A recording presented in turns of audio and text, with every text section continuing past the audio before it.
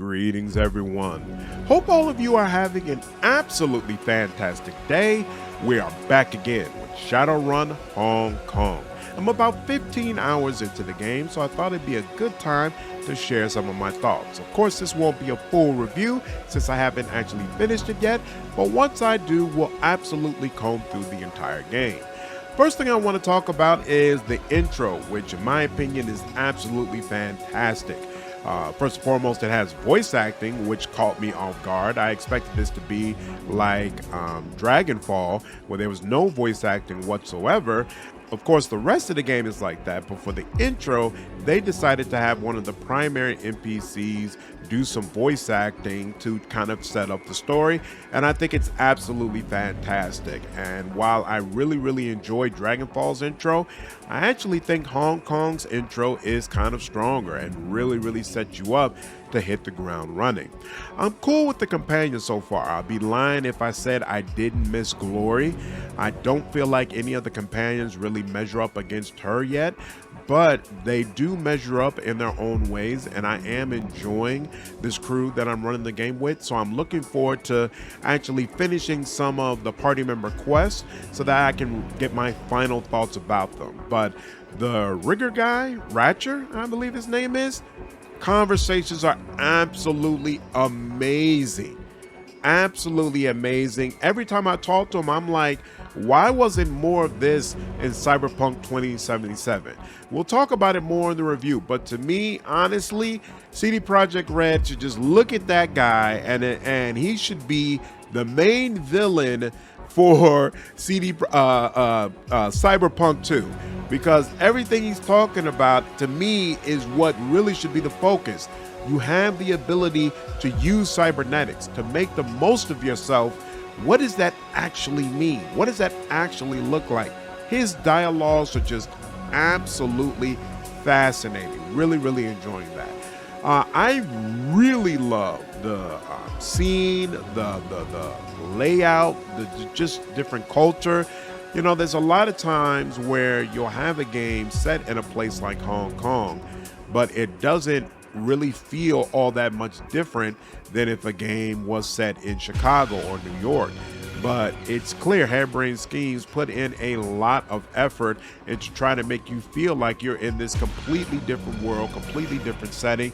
It does not feel like Dragonfall all over again. It feels like I'm in this completely different culture and I'm trying to fumble my way around. Really like that. Really enjoy it. Really enjoyed that they kept the same focus on portraits as well.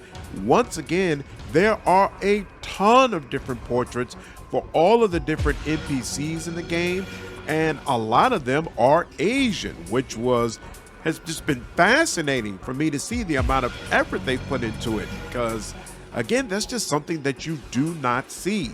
I really enjoyed in the first game the way that portraits were used to show how characters had changed, either due to time or because of a traumatic experience.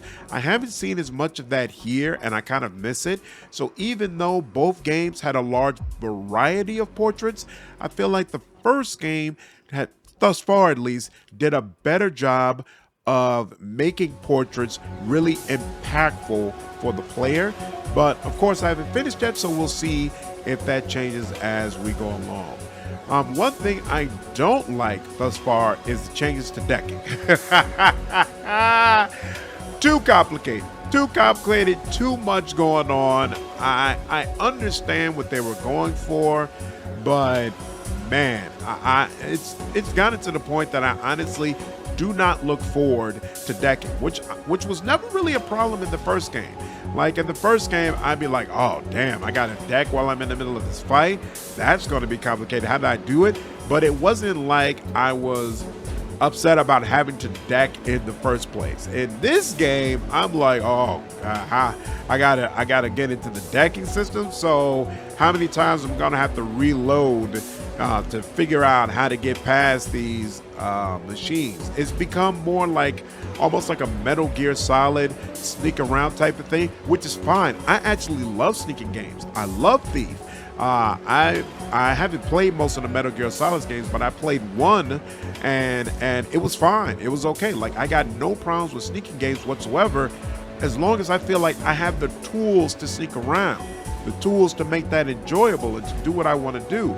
This game, it makes decking a sneak mini game, but it doesn't really give you any tools to do that, except that you can run faster. Other than that, you just gotta take it as is, and that's not particularly fun. I don't find that part particularly enjoyable at all.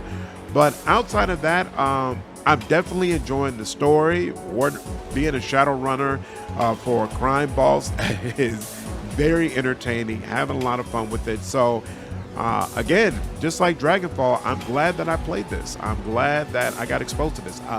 Once again, I knew nothing about this trilogy before you all brought it up, and I'm looking forward to providing a full review. Hope all of you enjoyed this video. If you did, please leave me a like, share this content, subscribe to the channel, and become a member if you haven't already. I will see you all in the next video. Take care.